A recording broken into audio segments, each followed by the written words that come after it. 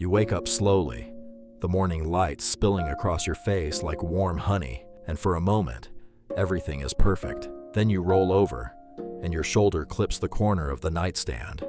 Hard. You hear the dull thud of bone against wood. You wait for the sting, the hot spike of nerve fire that should follow. Nothing. You press your palm flat against the sharp edge, push down until the skin turns white, and then red, until you know, logically, that this should hurt. Your brain sends the signal, the alarm, the get away from this now, but your body doesn't answer. You are a telephone line with no one on the other end.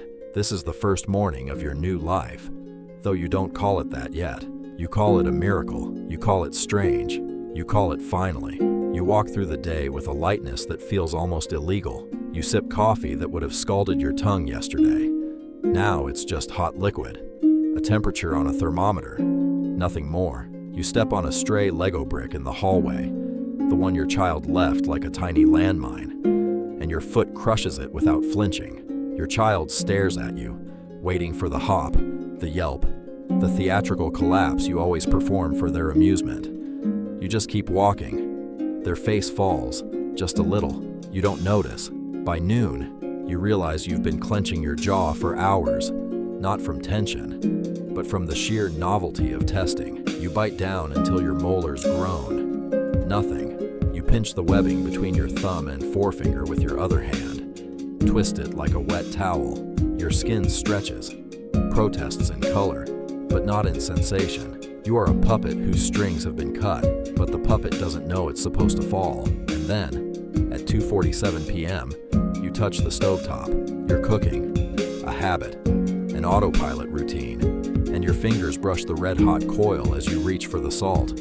You smell it before you see it, the acrid perfume of charred skin, like pork left too long on the grill. You look down, your fingertips are smoking. The flesh has split, curling back in tiny dark crescents. You stare at this foreign object that is somehow your hand, and you feel nothing.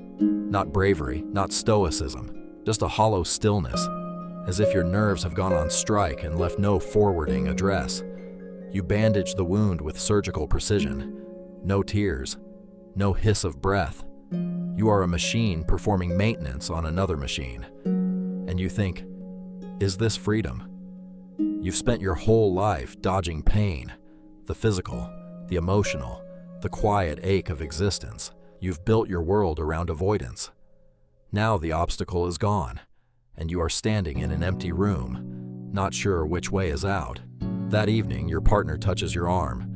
They're upset about something, a bad day, a sharp word from a colleague, and they're looking for connection. They squeeze, harder than usual. You feel the pressure, the physics of it, but not the meaning. Your arm doesn't flinch. Your face doesn't soften.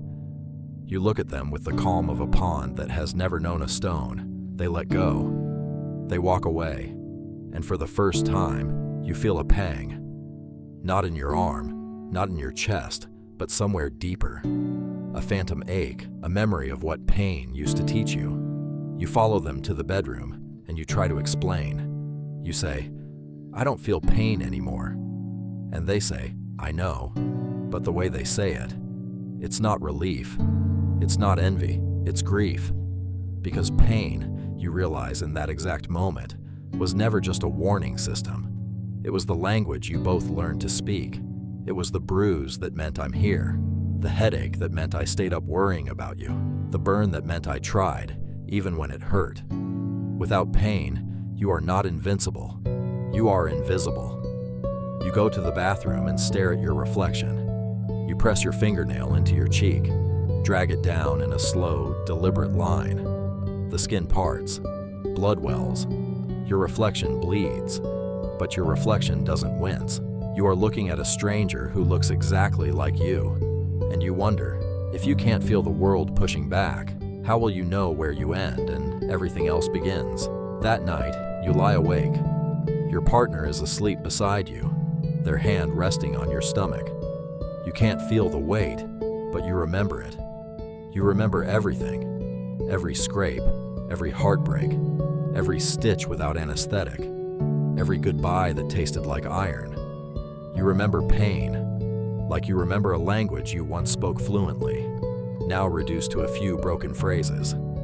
You try to summon it, to conjure the ghost of it in your fingertips, your ribs, your temples.